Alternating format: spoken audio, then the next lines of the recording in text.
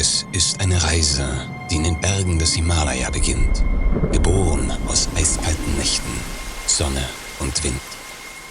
Sich offenbarend im Geschmack des Tees, ihm innewohnend und belohnend durch Reife und Zeit.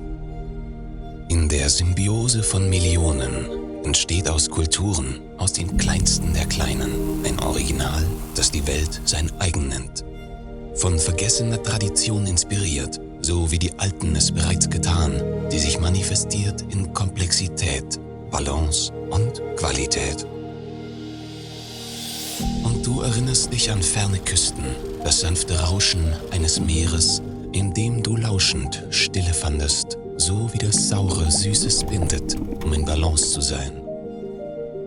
Hörst du Geschichten heißer Wüsten, vom Sand, der sich in schwarzer Nacht wie Schnee anfühlt und unter Sternen Wunder bringt, dann spürst du diesen Ausgleich tief in dir, erzeugt vom kühlen Kräutersaft wie der Boden eines Waldes, der dich erfrischt an heißen Sommertagen.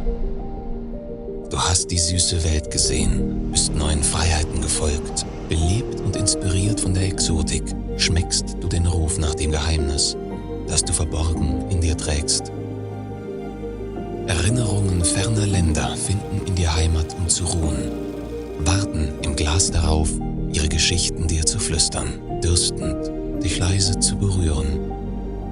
Der Reiseruf an dich klingt an, um neue Welten zu entdecken. Wir laden ein, dich darauf zu begleiten, damit du findest, was schon lange in dir ist.